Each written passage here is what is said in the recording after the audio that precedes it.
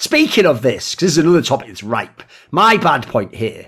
I'll tell you what, you're going to notice the change here. Because here's the thing you have to realise about me. I wasn't just joking when I said years ago at Cluj-Napoca that I have mastered when to hop off a hype train. So at the time, I used to be on the Fnatic hype train because they were the team that would always come back. They would always win the tournament they shouldn't when they were falling off and everyone said the year was over. But if you remember, at Cluj-Napoca was when I hopped off and I went to the Envy hype train because I knew this Envy one, listen, that can still go somewhere. The Fnatic one's going off the edge of a fucking cliff. So if you notice, I've actually had pretty good timing. I was out on Heroic early this year when I noticed it's not happening. I tell you what, I wasn't surprised by it winning the major. I just saw this team, it can't break through its ceiling at the moment, boys. Similarly, Gambit, I'm starting to get out on it. Like, I'm starting to feel like, look, I haven't seen, if I erase all the online results, they're not a team that should win a tournament yet. They're really good, but they haven't broken through. Here's the team I am now completely out on, and spoiler, it just probably won't exist anymore anyway. It's Outsiders. It's the former Virtus Pro lineup. What a fucking waste of that lineup this is. Remember, the first tournament with Flit in the tournament was the last major last year, the last major of 2021, the one in 21. It was PGL Stockholm. They started there with Flit. Obviously, that meant the results were a little bit more scuffed because he wasn't integrated in the lineup. He hadn't even played. I don't think he'd even boot camp. They just basically came in and they arrived at the tournament. Even so, they were like a 1/2 away from being in the semis of the tournament, and you saw the wins they got over people. So you thought, hey, fucking hell, they've got the old VP style. They've added prospectively a little bit more firepower.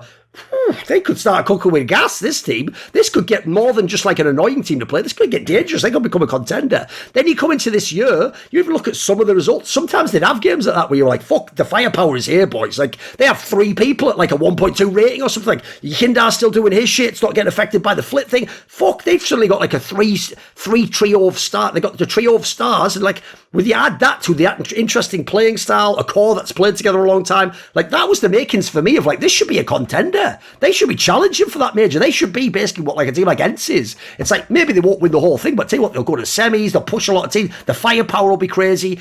Every one of those factors has just not lived up to it. Like, the firepower isn't crazy every time they play. Some people sometimes just have a terrible game. James doesn't always show up. The style looks, it's all right, but it doesn't even look as good as it was in the past. I know obviously they have a whole ambience of things going on in real life that they can't affect, and that might have slightly affected them. But I just feel like, being as we've had 2 majors from them, and now they may never play again, what a wasted window. Like, if you rewind it, I would have hoped for so much more. I would hope for one-off run to win a tournament, or them to beat an RV, some cool result like that. And none of it seems to have happened. It all seems to have sort of fallen by the wayside. And I think, quite frankly, people probably won't even remember this era of the team, sadly. The tragedy of this VP lineup was, like you said, at the end of last year, Flit coming in, like, he wasn't even playing positions he was very comfortable on initially, right? They didn't really have time to boot camp, really fit him into the system.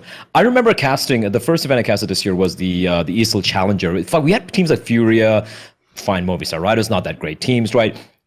This was a different VP. This is a VP who'd be boot camping, playing the ass out over the player break during the Christmas holidays and whatnot. And they came in, they're just shit stomping these teams and not playing their typical style of being slow and just bleeding them out. No, they were flexing on these guys. I remember even Furia speaking to Art later on. He's like, yeah, they just fucking shat on us. They were just so good. They come into Katowice, incredible run in the group stage. Yeah. Fantastic. They lost to Heroic for the matchup to decide who goes to the semis or the quarters. I remember that. But it's still like, fine, a bit of a hiccup, not a big deal. And then a war happened. And ever since then, it's just been downhill for these guys. Yes. And I feel like they're the one team where whatever happened in the world, during February, it affected them the worst. And it's never been the same ever since then. I have to agree with you. It was such a tragedy, because that team looked like they were coming in, hungry, looking to win shit, not just be a top 4 team, not just be the upset team, but to actually win shit coming to this year. And then everything just went sideways.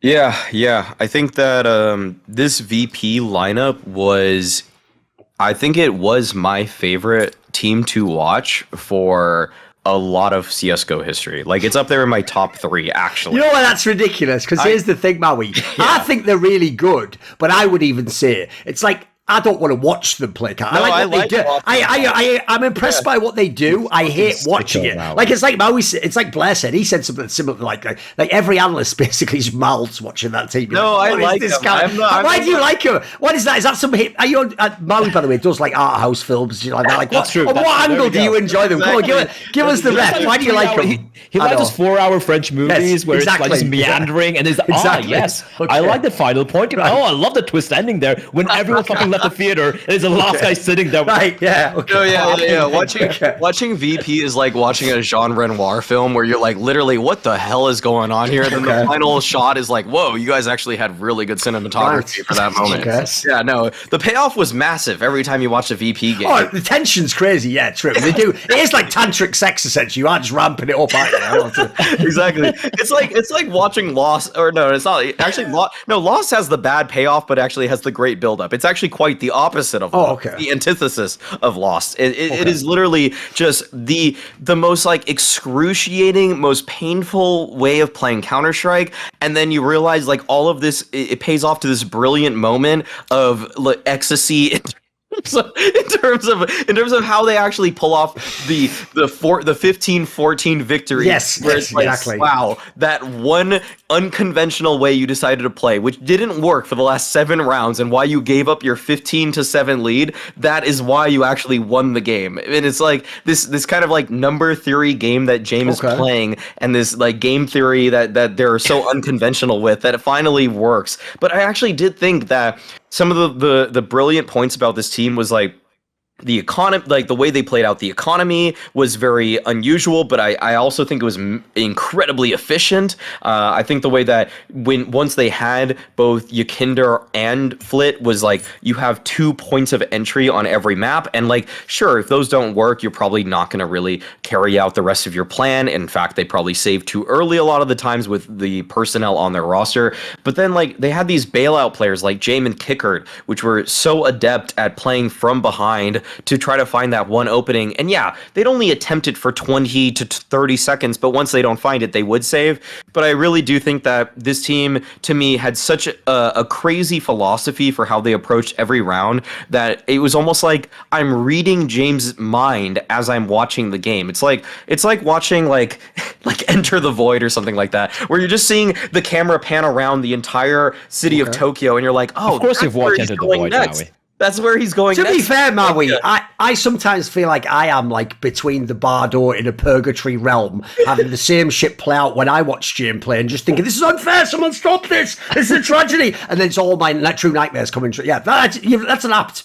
That's an apt analogy if no one's seen the film. I think the style, if you look at like James' style, right? Just to add on to what Maui said there, I feel he's one of the few players when you look at it, it's so obvious he's playing for the overall win. He's not just playing around. He's like, I'm thinking 20 rounds ahead, and my economy in the 5th round is going to be perfect. We're going to close it out, right? But it also plays perfectly to the meme about, paid by the round, the hardest team to beat, the hardest team to close out against. And I feel like, yes, we lost out that particular, stylistic approach to CS with the death of this team. Hopefully, you know what? Hopefully James sticks around. Maybe he still has a couple of these pieces. Maybe Flip still sticks around. Kick it. The rebuild back. Maybe a new Yakinder. As you spoke about, CIS seem to have this infinite supply of incredibly good players. I don't want its style to go away, but I feel as long as James plays Counter-Strike, we're still going to have that. Want to see more cool, funny, interesting clips based on topics from my content? Well, subscribe to this channel then, or, be a pleb and don't.